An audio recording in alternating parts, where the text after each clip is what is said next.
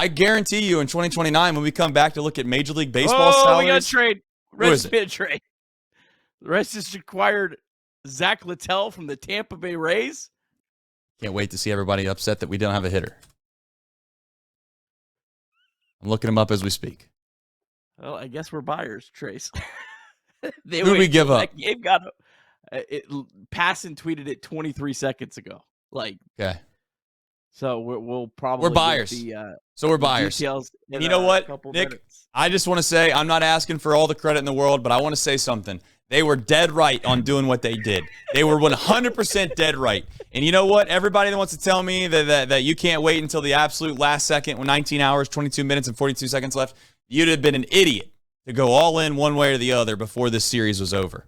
And for those that want to tell me, too, by the way, that these games don't mean a whole lot at this time of the year, you're finding out right now. It's going to be insane to look back on this whole thing if they find a way to do something special this year, because they were quite literally an inning away from a baseball game going the opposite direction to being completely sellers. I wholeheartedly believe they would have sold Martinez, they would have sold Hayes, and they would have probably maybe even moved. I don't know what Santillan still has on his agreement, but he's probably has pretty high value at this point. If I had to guess, they would have gotten rid of Pagan. But now here we are, and we're going out and getting starting pitching. Where do you go on a show like this? What do you want to know about him? Well, I gotta do a little bit of digging here.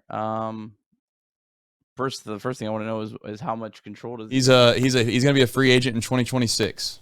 So this is a straight rental. He's makes $6 million this year, so he's getting Reds are paying him just about $7 million, probably somewhere around there. I mean, this is a quality starting pitcher. I mean, some of his peripherals, he's nearly a 5 FIP, but yeah, he's just an above average pitcher. And he's given up 26 home runs. That's probably the most concerning thing. So I guess everyone's going to want to know right now, okay, so what's the rotation when Hunter Green comes back, if he comes back on August 8th? Yeah. So does that move Martinez to the bullpen? I think that you could make the case that that's the bullpen help that you can that people are arguing about. He hasn't pitched in the bullpen since 2023. 26, by the way, the 26 home runs he has given up, I think that leads the league. Yeah. It's in italics and bold on Baseball Reference. I'm pretty sure that's what that means. I don't want to be that guy, but I just want to let everybody know that is a thing. I guess it comes down to what do we give up? I don't know. I mean, for a guy like this, from a rental perspective, I would hope not a hell of a lot, but yeah, I don't know. Can we get Yandy Diaz to come along or no? I don't know. There's so many ways you could go with this. I mean, could the Reds be moving a starting pitcher? Could this be a series of moves? It's possible. I don't think so, but it's possible. Can they trade? I'm going to throw out a hype. Do you think they could trade Martinez? Yeah, it's possible. Especially, this kind of goes into the whole thing about spending, because there was an article that came out from Charlie Goldsmith where basically the article said that the Reds had to send Rogers to pay for Hayes' salary for this year. So I guess in this year, the Reds are at their capacity. Now, Charlie did not put in his article. I watched the interview, and so C. Trent Rosecrans had a follow-up question right after that. And Krall did say we have something along the effects of we have a little bit of wiggle room still left. Now, what does a little bit mean? Does that mean $5 million? Does that mean like the Littell, like barely over $1 million or not? Right. I don't know what that means. So if the Reds do want to go out and get a hitter that's going to, come with a $5 or $6 million salary, they might have to trade Nick Martinez's salary in order to get that hitter, which is terrible. And I hate that. Like, this is the worst thing that ownership's done, in my opinion. It's not the multi-year deals. It's right now, short term, help just spending a little bit just so you don't have to trade prospects.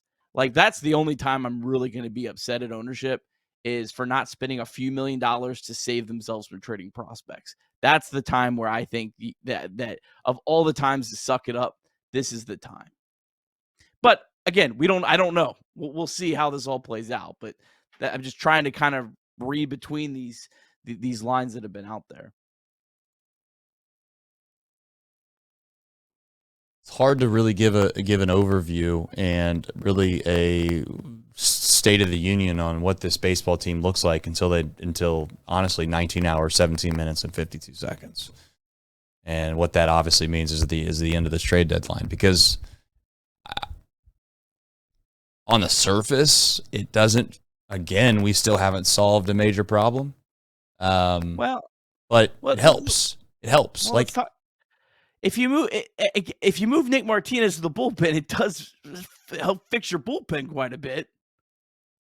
It helps. You know what? To your point, I'm not trying to downplay it. I do think that if you were to go add, let's just say you were to go right now, add a guy to the bullpen with the same substance that Nick Martinez would be, we would be fired up about it. We would be like, yes, we're getting some help. Right now, we don't know their true plan with this whole thing, so it's kind of hard to be like, it's hard to subscribe to any idea until you see it play out, right? So I guess I'm with you that if that is the plan, you continue to use Nick Martinez in this hybrid role, probably more towards the reliever type help. Sign me up, but I'm not. I guess I don't know for sure if that's going to be the case. It seems obvious that it would, but I guess you never know. There could be a whole nother series of moves. Well, let's talk through this. So, okay, so you could go out and get a reliever of the same level of Martinez or Littell. Let's say they could possibly move him to the bullpen as well. I don't know. We'll see how that plays out. If you acquire that guy, he's only a reliever, right? Yeah. Acquiring a starting pitcher gives you the ability to, let's say the plan is to move Martinez to the bullpen. You can move Martinez to the bullpen. But then if you have a starting pitching injury, you are now protected and you can move Martinez back to the rotation. Or if Nick Lodolo, who's at a career high in innings count, runs out of gas, you can move Nick Martinez into the starting rotation. Whereas if you just get a reliever and that happens, there's no backup plan. And with the relievers, the Reds also have some wild cards. They have Luis May, who's up now, but they also have Zach Maxwell. They have Connor Phillips. They have more wild cards to help them in the bullpen than they have to help them in the rotation in the case of injury. So if you are going all in, I totally understand the vision of getting more starting pitching, because, again, if this year has taught you anything, it is that you can literally never, ever have too much starting pitching. You want to hear a hot take or a really, really crazy conspiracy theory that people, I'm going to get in trouble. People are going to hate my guts for it. An insane move right now would be to move Lodolo. But I would also subscribe to the idea that if you have some team that's going to give you just an absolute absurd haul back for that, I'm just openly saying that if you're someone that subscribes to the belief system that you sell high and you buy low, I just want to openly tell everybody, so I have it on the record. That way I can say it out loud and it's not Monday morning quarterbacking. There has never been a higher value on Nick Lodolo ever. Ever. Now, the question is, I could understand why you'd want to keep him, because you're trying to make the postseason and you have him again for 2026. Trust me, I do completely understand that. The only hesitation that I have is we are sitting here on July 30th. He has just reached, I believe, the most starts in his career. Is he really? We're one past. Well, he's basically beyond the most starts in his career. And do we believe in he might do it, to be clear. He might do it. I'm not saying that it's impossible. But do we believe that in 2 months that he still could be what he is right now? That's a reasonable question to ask. So you just don't know. You really don't know. I mean, you could paint this picture 5 different ways, Nick, on why they would want to go out and get Zack Littell. The other thing is he doesn't walk anybody, for those that are wondering. So everything else leaves a little bit to be desired, but I don't know. It's a crazy time to be a Reds fan, man, because I cannot figure out what it is exactly their plan for this baseball team. I really don't know what it is. There are times where I feel like, Nick, they're just going to try to continue to do this whole small ball mindset, which is, you know what, we keep getting guys that can field the baseball, put the ball in play, and it's all going to work out. And I don't know. That seems crazy. But we do put Santiago Espinal playing first base against right-handed pitching, so nothing is past the limits of what to expect and or perhaps happen this season. Yeah, and I'm curious as well on the train of the how many moves, if there's another move or not, because if the Reds are trading another starting pitching, I'm gonna care less about how much they gave up for this guy, because if it was a move to make yourself feel comfortable with trading a starting pitching while still trying to give this team a chance, I'm okay giving up more. But if this was just a move just as a full on we're buying, that's where I'm a little more nervous on giving up, like two good prospects for a rental pitcher. So I don't know if I'm going to have a full reaction to this until we get to the end of the trade deadline and see exactly what the full vision is. Exactly. Yeah, that's what I said earlier. I just don't think that you can really give it a grade or know what's going on until this is all over, because really, if you're a smart negotiator, you could be negotiating with a completely different team that has prospects that you absolutely adore and love more than the guys that you just gave up for Zack Littell, and then you end up moving Nick Lodolo, and the trade-off was maybe something that you would prefer to have. Now, again, I'm not here to sit here and do this song and dance and make it sound like Nick Lodolo is the only guy that I think should be traded, and I'm not suggesting that you automatically trade anybody, because I think that's the most misnomer thing that people do, is just like, you gotta buy. It's like, well, what does that mean? And you got to sell. And it's like, I think the Reds decided last year that they didn't move Nick Martinez largely because maybe they knew they were going to give him a qualifying offer. And on top of that, they just felt like, you know what, you're not going to get Nick Martinez because you're not giving me enough. I don't give a damn. I'll ride this thing. We'll just take it to the grave. Right. I mean, some teams can do that. It might not be the best business decision, but egos can get in the way. And they're just like, you know what, we're not trading him. You think that we have to trade him? We don't have to trade him. We'll see if the Diamondbacks do that with Eugenio Suarez. I don't know. I mean, I don't know if the chatter's still high on him, but clearly he's probably not going to be a part of the mix anymore. Let's clarify something for the chat, because I just saw something stated. Zack Littell has the fewest walks allowed in baseball per 9 innings. He's not given up the most walks. He has the best walk rate. He prevents walks from happening the best in baseball. So the way that I know the tweet from Chatterbox Sports, which I know my guy was trying to get things up as fast as he can, and trust me, it is stressful. That is a stressful moment when you're the guy that's got to try to get something out quick. But the way it might have been worded, home runs and walks, those are home runs. Yes, that's bad. Walks, that's very, very good. So. And I guess if you're going to give up the most home runs, it's good that you also do at least walk the fewer guys, because at least they're going to be a lot more solo shots than 2 and 3 run shots. So that is, I guess, a positive together there. Maybe he's due not to give up as many home runs. I mean, that's always been a problem? I haven't really looked that up. Has this always been a problem? Let's go start look at this. Well, last year was the first year in his career he pitched like a full season as a starter. He had kind of been like one of these hybrid guys until last year with Tampa. Last year he only gave up 22 home runs in more innings, and 30 more innings. Now he did throw, I think, 5 shutout innings at Yankee Stadium tonight. So there's something. Yeah, big guy, 6'4", 250 pounds. It's Littell. I actually looked up the pronouncing. Littell. Yeah. He throws a slider. I was just going to say, throws a slider more than any other pitch. So, I mean, there's that. It doesn't really overpower anybody with any, velocity. But, slider, split, 4-seam, and a sinker and a sweeper. Sweeper doesn't look like he throws it hardly at all. But I don't know, Nick. I'll kind of lean on you and lean on some of the other folks that kind of get into the underlying metrics for pitching. But I mean, as you said before, starting pitching isn't easy to come by, period. So, and the Reds. The funny thing is the Reds' offense lower the price when they had 10 hits and 5 earned runs and 2 homers against them. How about that Reds offense? There you go. Help. Yeah. That'll be the next thing on the socials is when this guy threw against the Reds, we smoked him. Have you seen our offense? Yeah, I don't know, man. It's is what it is. It's a tough time to be on socials. I kind of lost. I went unhinged for about an hour and a half today on Twitter, and I was like, I gotta go. I gotta get off here. People are really irritating me with this Key Brian Hayes stuff. It's just like, man, this guy hasn't even gotten to town yet, and everyone's telling me he's basically worse than Santiago Espinal. When the reality is he's significantly better. Like, you know what I figured out today? I had an epiphany, Trace. Yeah, please.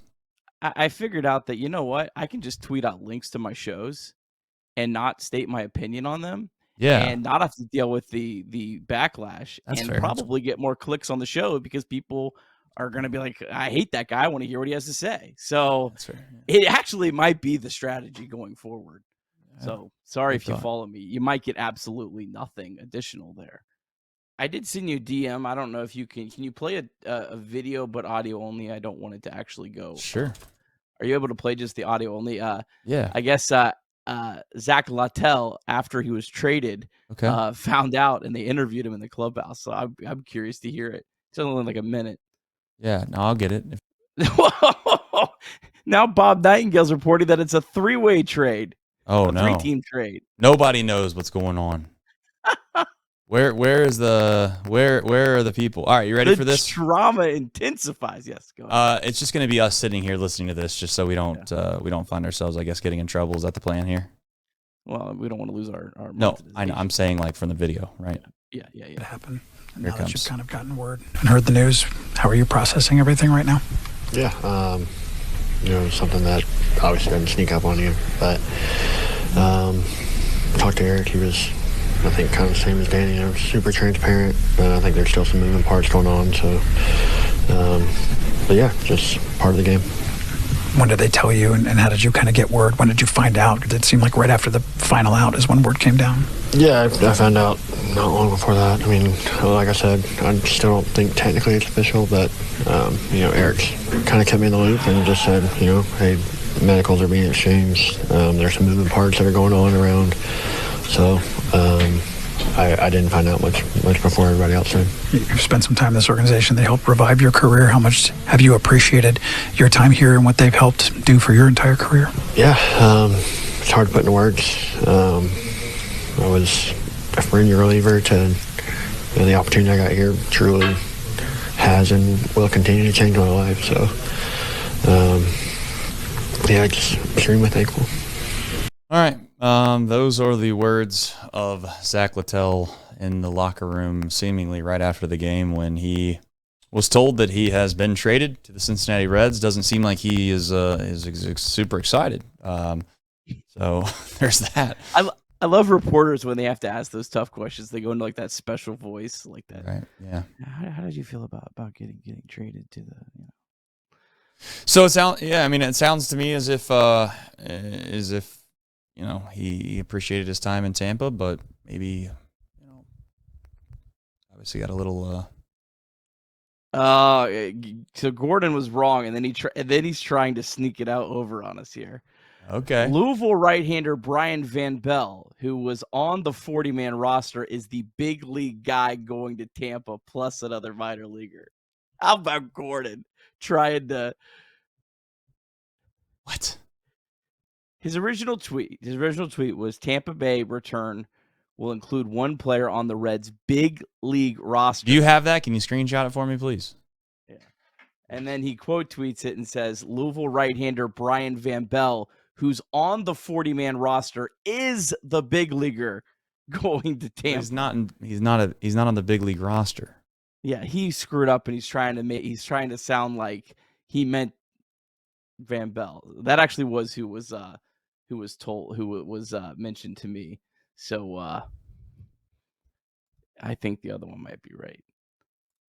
Who knows? But again, for those that are going to sit here and be like, how's this help us? What's this do for us? Time will tell. Let's be patient and let's wait and see if we can't find out what the ultimate solution is for this 24-25 team. This clearly says that they're buying in some manner And to be fair to this front office, one thing I want to say here as we move forward, I know you got some MILB with Brian Van Belle pitched tonight with Van Belle. Oddly enough, Van Belle and also Littell both threw tonight. So yeah, I mean that's seemingly interesting. But I was just going to add to you really quickly is just this front office has always kind of told the truth. Like they've never really hid behind kind of lying to the public when people ask them things in interviews. And then sometimes I even tell you, Nick, like they need to do a little bit of a better job of being able to kind of massage a message a little more like a politician would, so they don't sound like idiots sometimes when they just come out and say things that seem to be a little too straightforward. Brad Meter said that they need to get into a position where they are buying and selling at the same time. So maybe this is a part of that small purchase, and we will also see some selling as well, but it'll be interesting to see what they do after they obviously win the final game of the series against the Dodgers. So some more on Brian Van Belle, because I'm sure not everyone knows who that is. Him being a part of this is a massive win for the Reds because they just picked him up off of waivers about a month and a half ago. So they literally just picked him up for nothing, and then he was part of a return to go back to Tampa. The Reds got him from the Red Sox. He's pitched very, very well at Louisville for the Reds. Was a really nice depth piece, but now the Reds have turned that into a much better depth piece because it's an actual big league starter that's had success in the big leagues.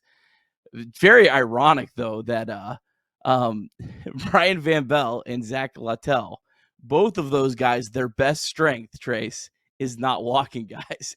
Van Belle walked 4 batters tonight in Louisville, and Littell walked 4 batters tonight at Yankee Stadium. Maybe both guys knew they were on the trading block, and their command was a little off. But yeah, I mean, again, we'll see what the other piece is. The other piece might really hurt.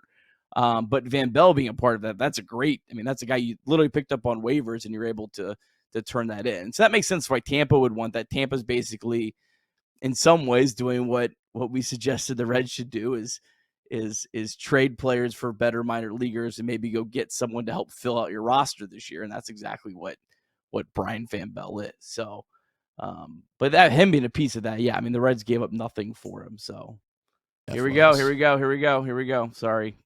to go ahead. It is Serwinowski, Van Belle and Serwinowski for Zack Littell. Gordon says that's the full 2-for-1 trade. So there's still the possibility that there was a third party, but he's saying that's it. So, man, Serwinowski. He's had a tough year this year. He's really struggled with his command. He was one of the guys I talked a lot with Tom Nichols, the Dayton Dragons broadcaster, about. When he's on, he's incredible, but unfortunately, there's just too many nights where he's not on. He's also battled a lot of injuries. I see why Tampa Bay is thrilled to get him, though. Like you see exactly what their thought process is with him, but it's tough. I mean, you got to pay. You got to pay to get something. I'm glad they only gave up one minor leaguer because it's only one. You only gave up one lottery ticket. At least you didn't give up multiple lottery tickets. Serwinowski. Yeah, sir. You said 9 was your cutoff, Nick. Can't backtrack now. And when you said 9, he quite literally was number 10. Serwinowski, for those that don't know, is left-handed pitcher, 6'5", 190 pounds. He's estimated arrival time in the big leagues, possibly if he makes it there, would be 2027 and or beyond. He was drafted in the 15th round by Cincinnati Reds, so it wasn't like they had a high draft capital on him. Oddly enough, both of these players that came over are lower level draft guys. I think Littell was drafted in, I think, maybe the 11th round, something along those lines. But nonetheless, it's like he's got a 2-pitch combo. We'll obviously ultimately see if it pans out for the Rays, but currently in high A. So really burst onto the scene last year. He was, I believe at the beginning of 2024, he was not even a Reds top 30 prospect.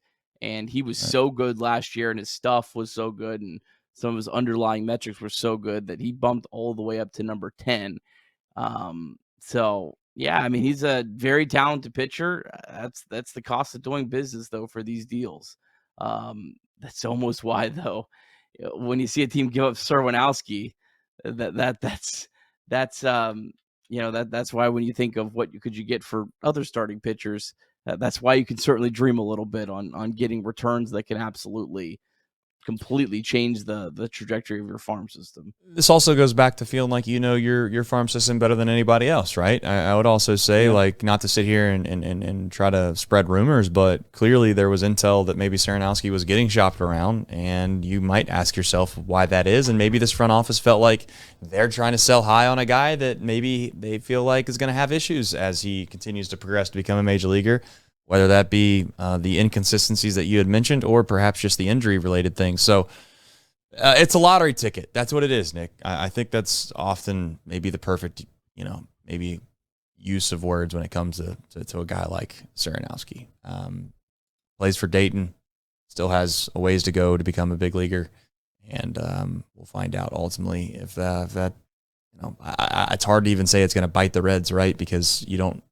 When you're that low in the farm system, Nick, in my opinion, you could argue that the development that the Rays did would have been maybe different than what the Reds would have done, which makes the whole thing maybe a moot point. But I know that's maybe the cop-out answer to use when it comes to maybe trying to make decisions on who won the trade. But I think it's somewhat fair when you're that young of a player. So he's 21 years old, for those that are wondering. All right. Any other deadline things to discuss here before we jump into Reds MILB? I do want to get back to the super chat really quickly, Nick, because I left him. I left him on red here.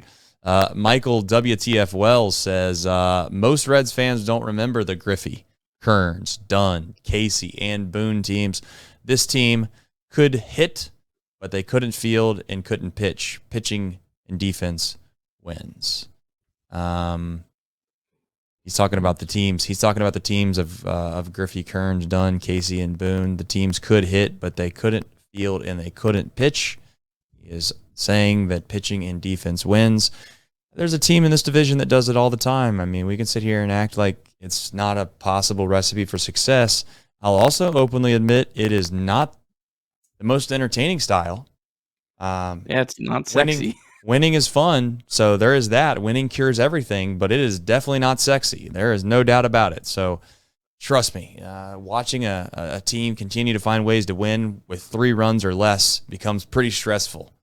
But you know what? I'd sign up to be the Brewers, and I think you would too. So not saying that's what we're trying to be, but go ahead. I'd sign up twice on Sunday to be the Brewers and what they've done for the last decade.